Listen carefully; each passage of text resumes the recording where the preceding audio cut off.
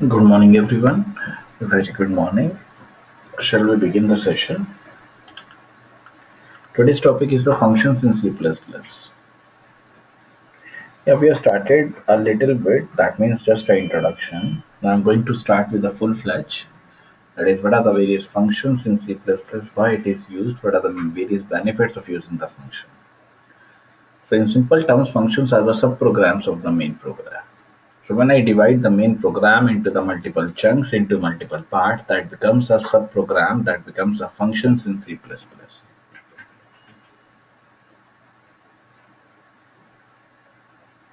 Yes, whatever the function we use, whatever the data we use in the programming, so that data or the functions that generated out with each other and that makes the functions in C++. Introduction says the function plays an important role in C language or C programming language. So whenever we divide, whenever we use,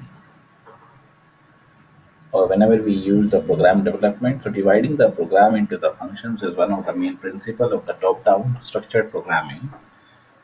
Another advantage of using functions is that it is possible to reduce the size of a program by calling and using them at different places in the program.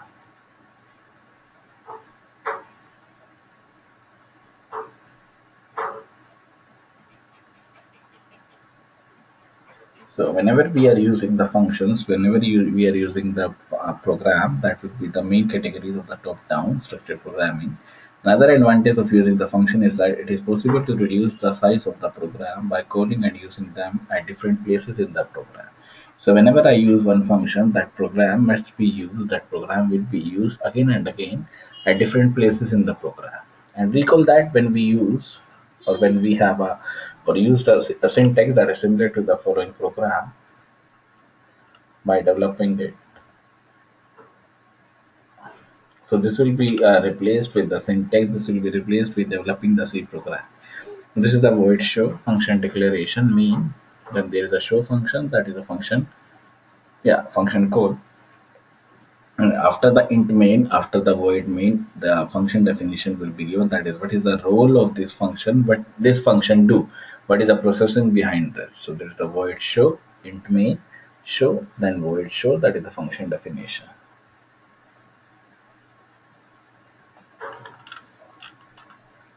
Then there is the function body. And when the function is called, control is transferred to the first statement in the function body, and other statements in the function body are then executed, and the control is returned to the main program when the closing braces is encountered. And C++ has no exception. There is no criteria how C++ will be used or how C++ will be returned as a braces.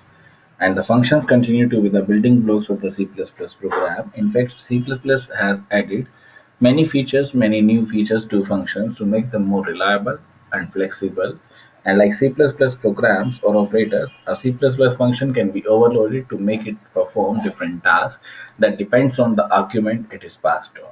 And most of the specifications, most of the modifications that are aimed at meeting the requirement that is used with the object-oriented facilities.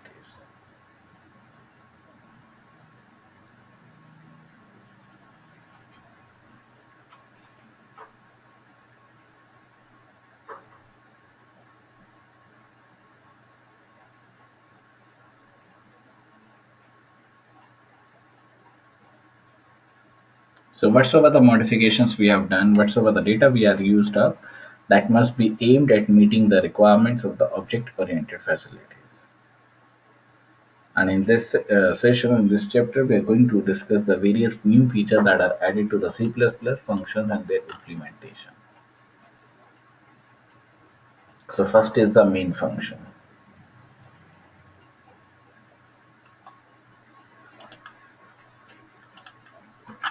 Now the next part is the main function. So C does not provide or does not specify any return type for the int main, which is the starting point for execution of the program.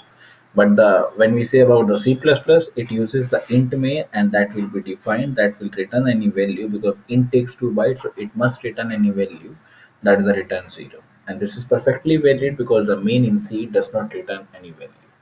And in C++, the main returns a value of the type int to the operating system and therefore explicitly defines the main as a matching one of the following prototypes. This is the int main, int args, char pointer argv array. So there are two parts. One is the int main, then int main contains the argc and the argv.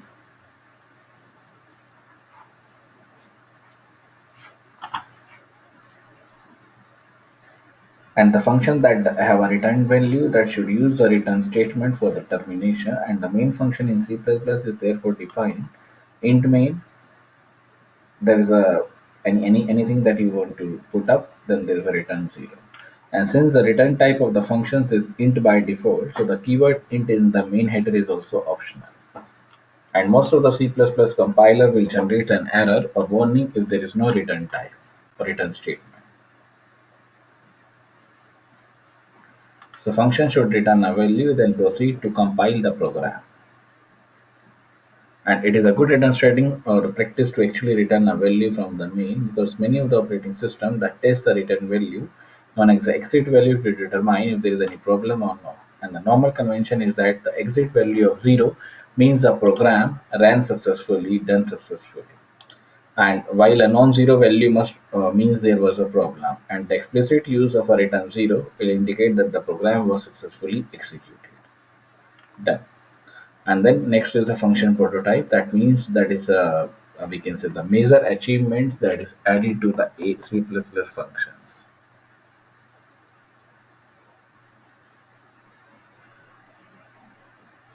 And the prototype describes a function interface to the compiler by giving the details such as the number and the type of arguments and the type of return value. So these are the major achievements, major improvement that can be added to the C++ functions. And with function prototyping, a template is always used when declaring and defining a function. And whenever a function is called, the compiler uses the template to ensure that the proper arguments are passed and the return value is treated correctly. So whatsoever the return value that will be treated, that will be given as a proper argument that will be passed, that will be given for the return type, for the arguments, for the declaration. And any violation in matching the arguments or the return type will be caught by the compiler at the time of compilation itself. So whenever it compiles, whenever it uses, so this will compile, this will checks and control that does not exist in the conventional C functions. And remember also that C also uses the prototyping, but it was introduced first in C++ by the Stroustrup, and the success of this feature is provided.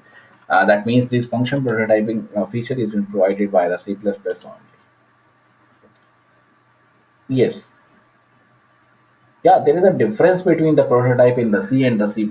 I'm not saying that these are both, we can say the same. Both languages are different, both prototype have different. Yeah, now at this time we are dealing with the C++ function prototyping.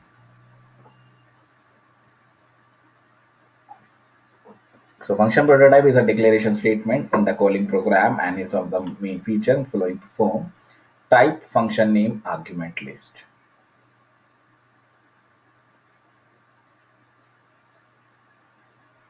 Yes. And the argument list contains the types and the name of the argument that must be passed to the function.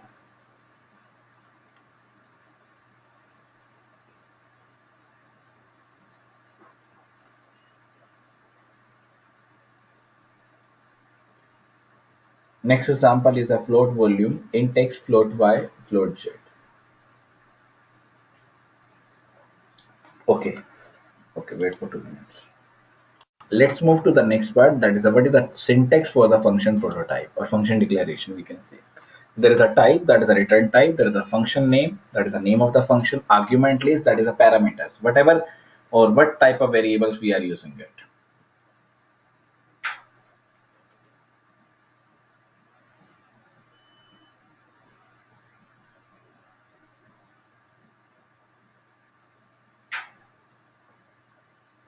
Yeah, what type of variables, what type of calling function we are dealing with. So argument list contains the types and the names of the argument that must be passed to the function. So there is a type, function name, argument list. Example, float volume, float x, float y, float z. And note that each argument variable must be declared independently inside the parenthesis. That is a combined declaration like float volume, int x, float z, float y, and the z. Yeah, that must be declared independently, that must be declared within the parenthesis. And in case of the function declaration, the names of the arguments are dummy variables and therefore they are optional. Because yeah, they are only the dummy variable, they are not used as a accessible or they are not used as a main function. So float volume, float float, int float float. That is acceptable at the place of declaration, and at this stage the compiler only checks for the type of argument when the function is called. And in general, we can either exclude or include the variable names in the argument list of prototype, but that variable name in the prototype just act as a placeholder, and therefore if the names are used, they don't have to match the names used in the function call or the function definition. And in case of function definition, names are also required because arguments must be referenced inside the function also. Example, float volume int a, float b, float c. Then float v, new variable will be declared, v that denotes a value as a, b, c. That must be invoked in the program, that must be used. So float q1 is float volume, v1, w1, h1. That is the breadth, width, and the height. Yeah, these three variables will be used as a function calling. So float q1 is also given over here. And the variable b1, w1, and the h1 are also known as actual parameter, which specifies the dimensions of q1. Their types that has declared earlier should match with the types declared in the prototype. And remember that the calling statement should not include the type names in the argument list. And we can also declare a function with an empty argument list as is given. There is a void display. That means a function does not pass any parameter, but it is identical. It is used with the argument list.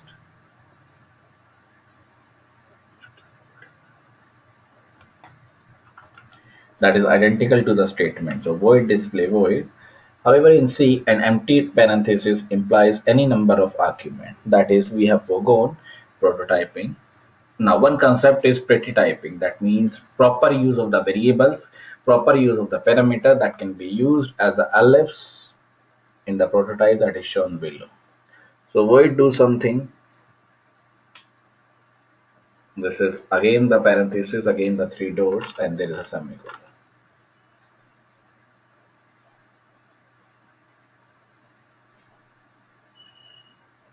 Next is call by reference and the call by value. These two concepts are much more related with each other. When we say a call by value, in this only the values are passed, not the addresses are passed.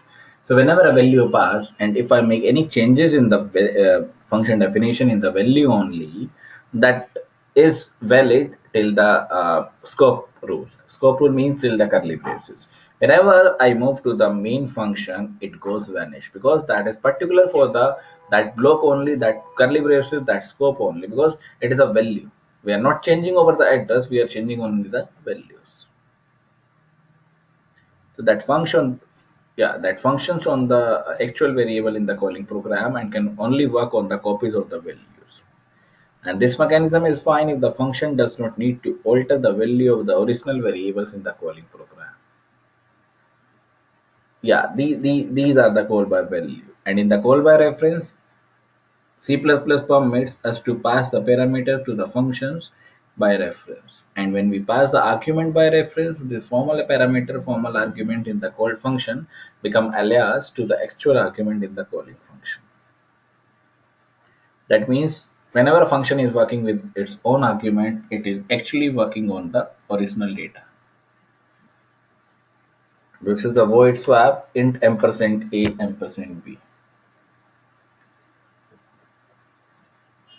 Yeah, there is a swap, that is the name of the function, void is a return type, and now we are passing the reference, we are passing the addresses, that is the int ampersand a ampersand b. If ampersand is the address of the a, ampersand is the address of the b.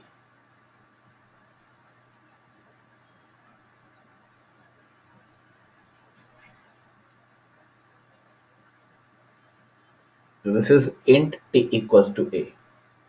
So a value will be initialized to the t. Then a equals to b, that means the b value is initialized to the a.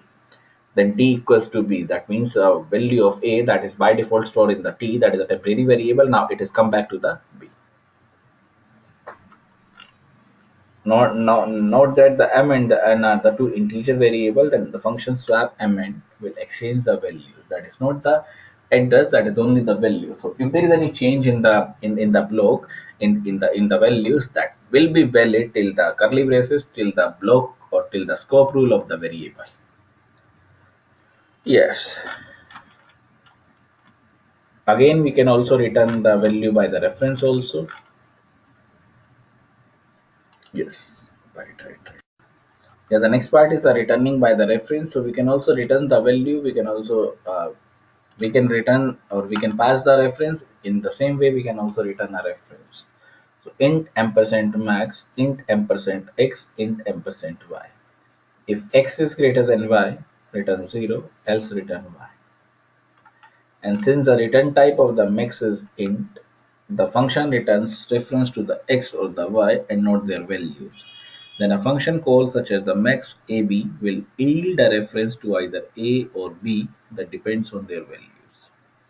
That means that this function call can appear on the left hand side of an assignment operator. So whenever we use, that must be a sign that must be used with the left hand side, that is a equals to b, not the b equals to a, because the value of b will be inserted into the a. That will be a sign sub